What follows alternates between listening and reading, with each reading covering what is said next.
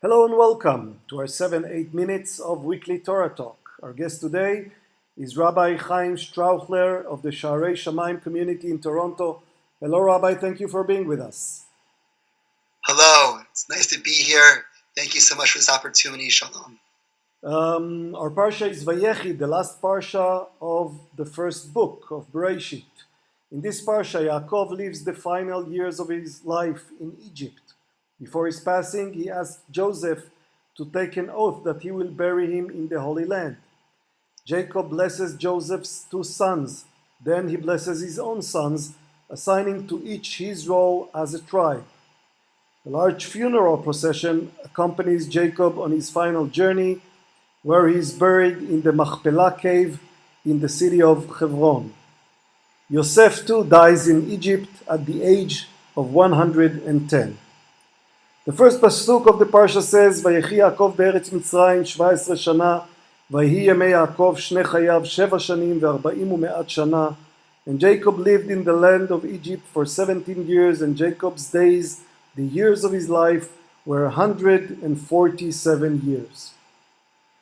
So, Rabbi, a lot of this story in recent weeks and also this week evolves around family relations. We see the first generation, Yaakov, and then the second, Yosef, and then the third, Joseph's sons, Ephraim and Menashe. Can we draw some lessons about family relations from these parsha and from the end of this story?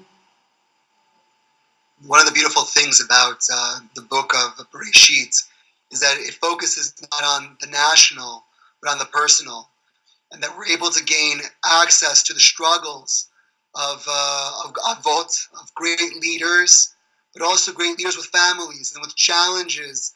And we hear their internal conversations between fathers and sons, between husbands and wives, and there's a real life to the story that is perhaps unique among world literature to really focus so much on a family dynamic.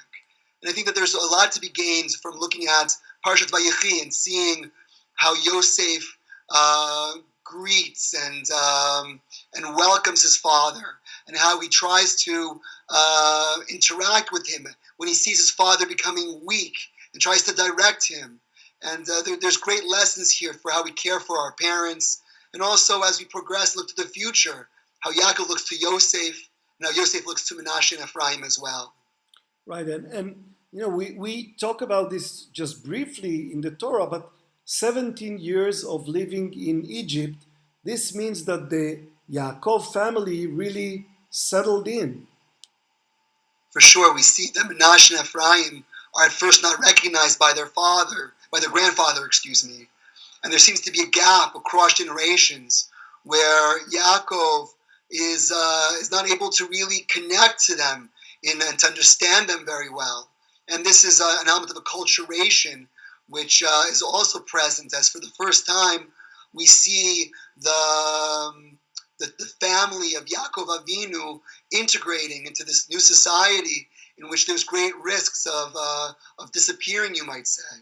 And clearly, family dynamics change when they settle in Egypt, and Yosef is clearly the most senior member of the family now.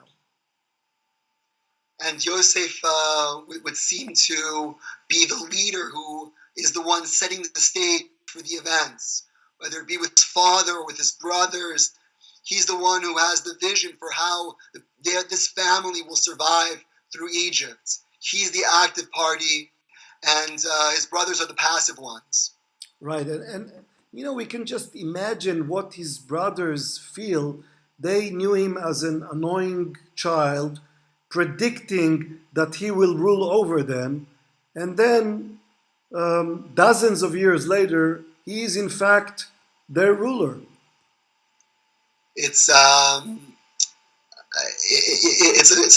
point of great fear that the brothers have at the end of the parsha, when after their father dies, they become once again afraid that Yosef will now avenge their sin in having sold them into Egypt. That there is something broken about that relationship even at the end of the book. This is something which I find disturbing in some way. If you think about the cross-generational conflict that takes place within the book, that Yaakov himself, his father and mother had favorites. And you would think that he would have learned the importance of not having favorites.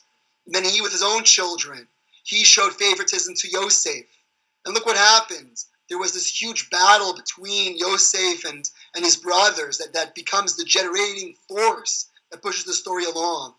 And then in Parashat Vayechi, Yaakov, as an old man, is still going to flip his hands and show preference to the younger grandchild, over the older grandchild. And we have to ask the question, why doesn't Yaakov learn his lesson? After all this time, he should know, don't treat children differently. And yet he doesn't. So what's the lesson for us? That humans, not even leaders or sages, ever learn a lesson? I think that there's a great point about Nash and Ephraim that we often pass over. We say the custom is that we give our children the bracha that Yisimcha Elokim K'Ephraim U'Menashe. That's how we bless our boys. And it comes from our parsha, because that's what Yaakov tells Yosef, that for all history we will bless our children, they should be like Ephraim and Menashe. And if I were to ask the viewers on this video, tell me one thing about Menashe. Tell me something about him. Who was he? Can you tell me something about him? Tell me something about Ephraim. Who was Ephraim? No one knows anything about these two. But yet we tell our children, you should be like Ephraim and Menashe. Strange. It is strange. If you look throughout the book of Bereshit, the only brothers who get along are Menashe and Ephraim. For every generation, no one gets along until Menashe and Ephraim. Whether it be Cain and Hevel, it just goes generation to generation. Shem, Ham, and Yafet, there's always a fight. And so when we give our bracha to our children, we give our children a blessing, we want them, more than anything, what parents want for their children, that there should be peace between them, that there should be shalom. That's what we want. And the Yaakov's decision in flipping his hands, I think, is a message about parenting, which is that we want our children to get along, but the means by which they get along is not by pretending that they're all the same. Menashe and Ephraim are a blessing because they are who they are. Each one has their advantages and their strengths. But what we want is for our children to see those strengths and differences and to still be able to love one another. So I think that there's a great challenge in this cross-generational learning. But I think that Menashe and Ephraim tell us that it's our responsibility as children, our responsibility as people, to get along with one another. And it's not just our parents who determine whether we're going to get along or not. Our parents parent us each differently because we're each different. But we have to be able to hear those blessings and still be able to see our brothers and our sisters as our brothers and our sisters. And that perhaps is the growth of the book. Because by the time we get to Menashe and Ephraim, their identity as siblings within this greater culture is such that they're able to get along in ways that their parents and grandparents could not. So this is a humbling message for the parents, that they can not always determine the fate of their offspring, and maybe a message of self-responsibility for the children. Don't blame your parents. Do what's right. So I think that parents can give brachot. That parents can't control their children. But in the lessons that we give, the brachot that we share, we have great influence on our children.